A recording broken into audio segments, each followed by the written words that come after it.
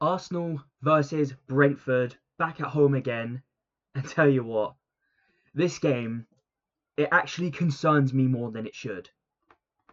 I just finished, well, not just finished, but I finished watching that Man City game against Fulham when Fulham just about couldn't get over the line. And oh my word, I have never felt so gutted for a team that I didn't support. But that's the context of Man City. That's just what they're like. With Man City, they're the kind of team that can just get things over the line, get it sorted, get the 3 points wrapped up. And they nearly did fall off today. They nearly fell off last week as well. But Man City can get things over the line.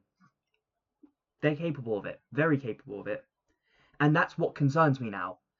As things stand, they are only 2 points behind us. We've got the game in hand and it's going to be played tomorrow. But still, that's a mentality thing as well. We've been here before with Man City breathing down our necks. And we've seen what happens when Man City are breathing down your necks. They're only 2 points behind us. Hopefully, by the end of tomorrow, we're back to 5 points. But City, with them where they are right now, again, as I said, we've been here before. And, well, as you know, it's cost us in the end. But now I think, as well, there are more problems to worry about. Not just with Man City breathing down nets, but there's the injuries that we have as well. Trossard, Saliba, Gabriel Magalhaes. That's going to make a lot of games very difficult, especially the two centre-backs. Having both your centre-back pairings out for a game is absolutely... I don't even know what to say about it, actually. It's just heartbreak. And I feel like those two make, even if there's just one of them on the pitch, makes all the difference. And I think we saw that against Chelsea. But you bring the context into the Chelsea game as well.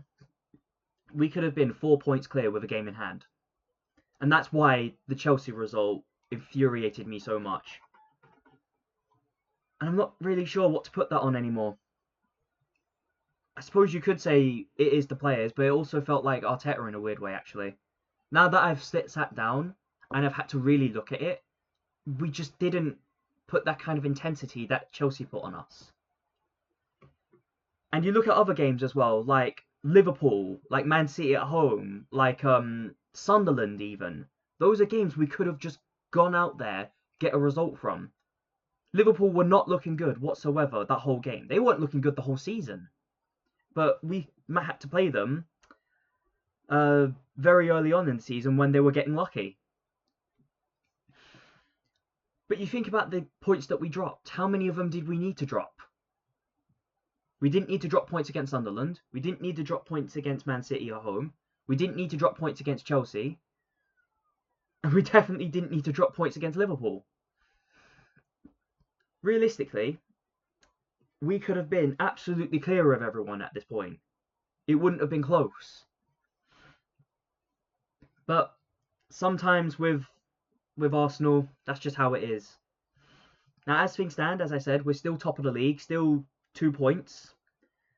And if we win tomorrow, we're 5 points clear. And we need to remain 5 points clear for as long as we can. And this is where I'm getting a bit concerned right now. If I go to matches here, our next game after this is Aston Villa. And then right before New Year, we got Aston Villa again. And Aston Villa's been a bit of a bogey team for us, as I'm sure a lot of people remember. So if we're still top of the league by a relatively comfortable margin, maybe I'll hold on to a little bit of hope then, because at that point, a lot of our difficult games are just out the way.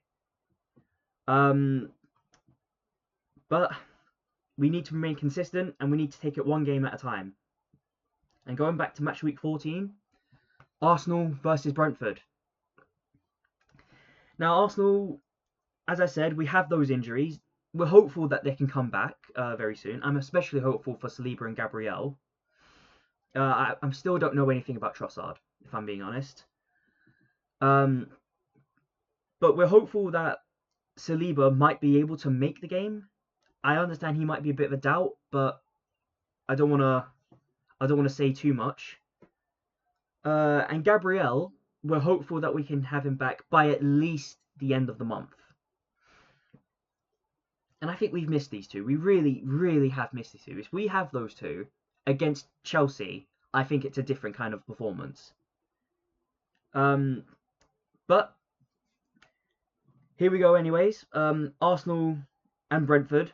Now, I do say, though, with Brentford, I actually think they're going to try and just sit in, suffocate the game, catch us on a break. Or if they fail to catch us on a break, they're going to try and win throw-ins near our penalty box. And if they do that, we've got to be careful. Because I understand it, that Brentford are absolute throw-in specialists. But there's another thing that we have to worry about, actually. I just remembered. Calafiori. Calafiori's completely fit and available for the game. My concern is he's on 4 yellow cards. And if he gets another yellow card, he's going to miss Aston Villa. So we have to be very careful with that as well. If he gets suspended for Aston Villa, I've lost hope. We don't need these bloody injury/suspension crises. We don't need it. With our centre-back pairing gone, and hopefully we can have Saliba back today, it does raise a lot of red flags for me. It puts a shiver in me right now. I'm not comfortable anymore. With Gabriel and with Saliba, with our full back line, I'm comfortable. I'm confident. I'm going to sit there and think, all right, Brentford, we'll see this game through. Now, however, with how I imagine they're playing, with catching us on the break, quick counter-attack football, throw-in specialists, it concerns me. It really does. But we'll have to go into our predicted lineup for now. And starting off in goal, David Raya. I think with David Raya, he's always going to be our go-to goalkeeper. However, and this is a bit controversial, I don't think he's as good as people say. And I've said this before on this channel, that David Raya, I've lost patience with him before. I've said that I'm not really a fan of him being our goalkeeper. But I think that just all comes from my frustration with how error-prone he is to me. He didn't have to make the error against Sunderland. And when he does make errors like that, it's always so costly. But I think a player who has his kind of talent and who doesn't make those kind of stupid errors, that's a great goalkeeper. But as things stand, he's not even top 3 for me. And in the right back, I've gone with Urian Timber. That's the only real safe choice I'm going to be able to make here on this lineup. And if we're assuming that William Saliba is perfectly fit and available for this game, I do think I would start him. We've missed that leadership from him so much. We need it. We desperately need him back. With a leader in the back, I'm a little bit more confident. And Gabriel, Maguilaz, and Saliba, they would both be leaders in the defence. And with him, I would say Hincapié. I think Hincapié isn't very strong, but he's got a lot to learn in the thing. But overall, I do think he's a good defender. And he's definitely quite promising as well. And in the left back, this is going to be a bit controversial on this one. I'm going to go with Lewis Skelly, and that's just because of that suspension that I'm worried about. And I do know he can get caught on a long ball. Lewis Skelly gets caught on a long ball, he's in trouble. And that is why I'm hoping to God that we don't let Brentford have a lot of the ball. In the midfield, I've gone with Zubimendi. I think with Zubimendi, we need him in this game, definitely. I've gone with Eberechi Eze. Odegaard, to me, could maybe come on a little bit later, but Eberechi Eze for now starts. And I've gone with Declan Rice. He's just the one player we can't drop. You cannot drop Declan Rice at this point. In the attack, I've gone with Martinelli, and I don't think we have a lot of option there if I put Eze in the midfield. In the right back, I've gone. Oh, sorry, in the right wing, sorry, I've gone with Bukayo Saka. And Bukayo Saka, I do think he needs to kind of brush that game off against Chelsea. I thought it was a poor performance. He wasn't even getting doubled up on in the second half, and I still think he was just not impressive whatsoever. But Saka, he's got to get it over the line now. And in front, I have a choice here between Gyökeres and Mourinho. And I'm going to go with Gyökeres. I think Gyökeres' ability to bring players towards him, or bring defenders towards him, and give our wingers a bit more freedom is going to be so vital against Brentford.